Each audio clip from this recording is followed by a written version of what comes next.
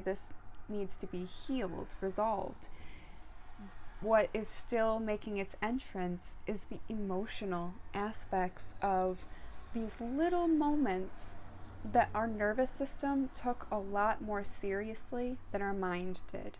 Because our mind is programmed for that, well, not every mind, but growing up in a survival mind state, the way that if you're watching this channel, it's for anyone who would love to enjoy watching, but it's really aimed for people who grew up in a treacherous scenario where you were walking on eggshells, where there was one or both parents were abusive toward you, toward themselves, and you saw it. This is for people who did experience that big T trauma. I shouldn't put quotes, like the big T trauma. And like this person says, like, why does it hurt when people wouldn't pick me to be their partner more than seeing my dad pull down the ceiling fan?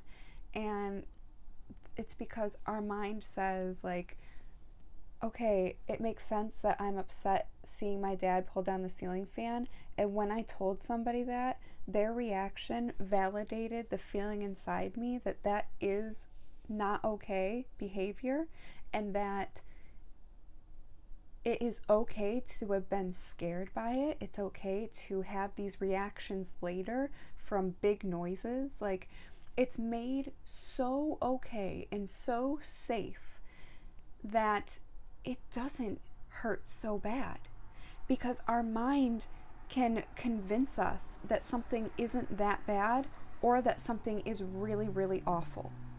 And until we get into the body, until we feel what these experiences felt like in our body, we will continue to believe that the big T traumas and the little T traumas aren't worthy of the same healing. They are. You not getting picked often as a partner, or feeling like it was a pity pick, something like, oh, they had to choose me, or like the teacher made them, that is allowed to have the same amount of healing time and expression as I watched my dad pull down the ceiling fan on top of the table. Like, both of those things are allowed, deserve time for healing. And if it takes 5, 6, 7 healing sessions for the one that seems insignificant, just know that it's your perception of what other people are going to think of you that is causing you to think that it's insignificant. It would not keep coming up to be healed, and it wouldn't keep coming up that it bothers you if it was really insignificant. So really, that I didn't mean for it, but that's the theme of this video, is pay attention to what you're labeling as insignificant and ask yourself, is it truly? Or did someone tell me at some point, or did I get the sense from someone telling someone else that this is insignificant and doesn't deserve the amount of healing that it feels it requires? Now, hold on. The last thing I want to mention with this is this can lead, this way of thinking of like, see, it isn't insignificant. I am allowed to heal it over and over. That is a you thing. That's a your responsibility. And so these small wounds that get created from, we'll keep with the same example, but of course there's so many others, but those small wounds of people picking you out of pity, happening over and over again, creates a big wound. Just keep stabbing at the same place, making it bigger and bigger. But then on top of that big wound is piles of, people are going to think it's stupid that this actually hurt my feelings. And that's like gauze covering that wound over and over again. But underneath this gauze, your wound has become infected, and so it's infected other parts of you, and that's why it's coming out in other parts of your life.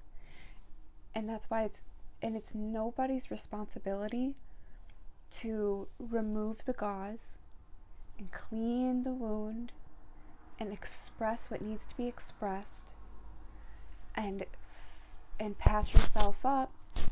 Oops, sorry about the bump. Patch yourself up and fill that wound with life. That is for you to do. The good thing is that you're not alone in doing it. Even though that is for you to do, no one else has the feelings, the sensations inside of your body. And so they can't do it for you. Only you can feel it through. Feeling is the way to the healing. We feel through it. We feel the things we don't like to feel, the hard, the ouch, the sticky. Then we breathe. We use our natural medicine, our breath, to breathe into those parts. Unless you're getting CPR, no one else can do your breath for you. That's your breath for you to control, for you to take advantage of, so to speak. And so it is your responsibility to locate in your body where this pinprick that turned into a giant wound. And honestly, too, I want to make this this clarification. Even if it happened once, the fact that it went unresolved, the fact that you didn't feel like you could be validated in it, and you just kept thinking and telling yourself like this is ridiculous that you actually felt upset over this, because you think that's what other people would tell you if you were to let it out, or maybe you did let it out and that is what you were told. That one time continues to open, and again, it spreads. So come back to, it's your responsibility. Go in your body, locate the feeling, take your breath and breathe into the uncomfortability. Let it feel that, because we are becoming strong enough to hold that. If we had emotionally regulated adults being our teachers, our parents, our friends, if we had emotionally regulated people, then when you got picked last, you would have gone home to your parents and said, like, if you were emotionally regulated, you would have said, oh, too many scenarios. Point is, we didn't grow up around people who knew how to do what we're about to do with this feeling. And that's okay. Because guess what? Now we are learning and we get to teach. I mean, do you see a shortage of babies? Because I'm a preschool teacher. I'll tell you what, there's no shortage of babies. There are so many children that are where we once were. And if we learn this, we can raise them in a world where this is what's normal. It's no longer normal to stuff it down and let it grow and infect other parts, but rather take the time that we are taking right now, that you're taking watching this video, and make it such a normal part of life that eventually, I mean, I have read that an emotion is 3 to 5 minutes. That's the length. Like, if it's any longer than that, you're re-triggering the emotion. So really, if we gave everybody 5 minutes to process an emotion, to process an experience, then we wouldn't end up with that giant wound that needs multiple moments of processing. So like us going through this right now, this person, if they're watching, that says, why does this keep coming up to be healed? Let it keep coming up. The reason it did is because it got bigger and bigger and bigger and infected. And you're going to heal that over and over again, and then it's going to not exist anymore. Or it'll be so tiny, and you will have some wonderful practices that keep it tiny. You know, it's like a tumor.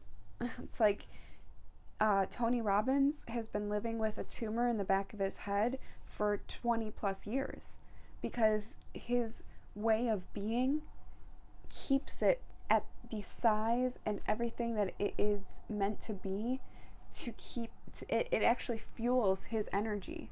It's so interesting. These things that we think of as bad, and because they're not helping us but harming our lives right now, once we harness the power of processing the emotions that go with that are crunchy, and we get to unlock the emotions that are with it that are powerful, we feel powerful. So let's right now, this video is already 15 minutes long, but I don't care. It's important. So we are going to go through a healing journey for, we're going to name this person Crystal. Crystal says, I'm going to repeat the scenario. The things that keep coming up to heal seem so small and insignificant. It's like the big things do play a part, but certain behaviors I'm consistently noticing coming up and reactions I relate to insignificant moments. Like the time a teacher would give us the option to pick partners and I knew I'd be a pity pick. Why does that hurt more than seeing my dad pull down the ceiling fan out of rage? Okay. So what the thing that keeps coming up that it wants to be healed is being a pity pick, being picked last, or being picked purely because your friend knows that nobody else is going to pick you, and it's like they say out loud, like, I'll go with Crystal. I'll go with Crystal, and you're like, oh, thanks. All right, so we are going to feel into where in our body is that. You're last to be picked. The teacher just said, we're going to let you pick your partners. Where's that? In the chest. Bring breath to your chest.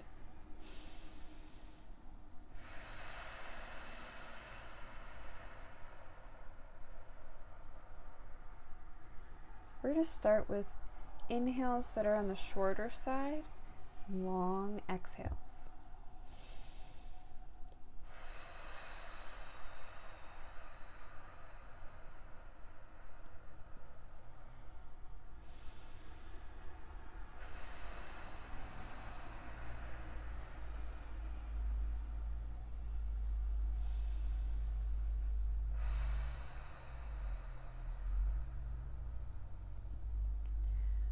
What does the feeling in your chest feel like?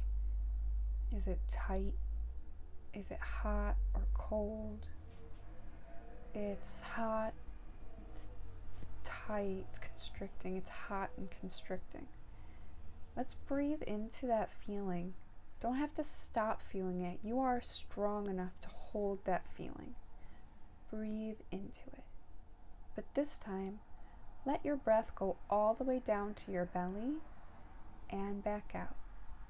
In through your nose, out through your mouth.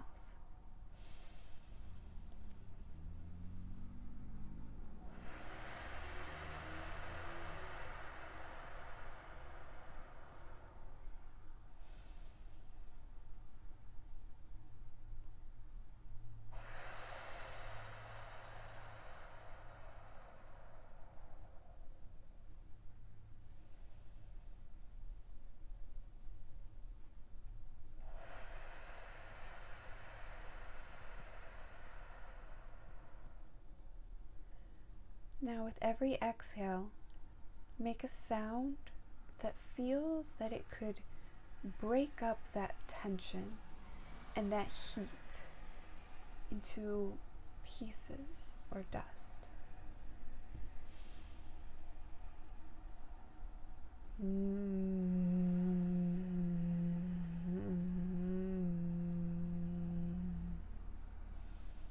So for me, it's humming.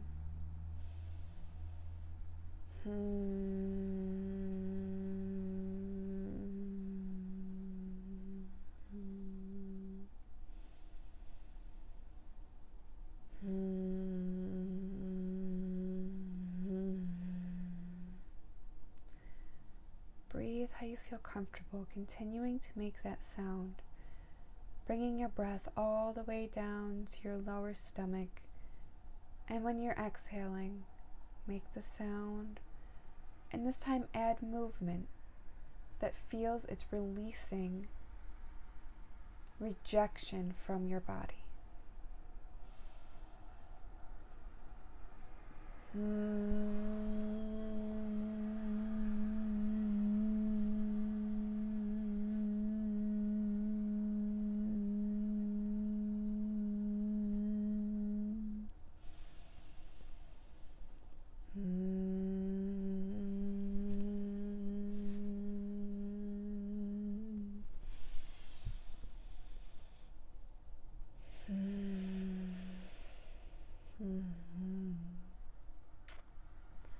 Beautiful. Now we're going to take a few moments to fill that spot in your chest with what you want to feel when someone rejects you. You're feeling the rejection of being picked last, and what do you wish to feel? For me, it's confidence. It's this light that's so happy for all these partners, and that I am so unique. I am so unique. I stand out right now. And breathe into that light. It shoots from the sky to the top of your head, through the top of your head, down your face and your neck, your chest and your lower stomach. Breathe in. Feel that light, hold it at the top, and exhale.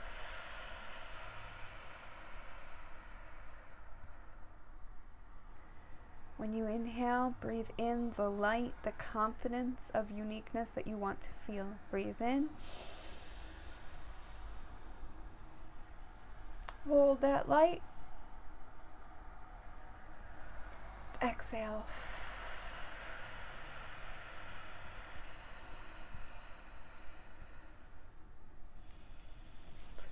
Let your breath even out.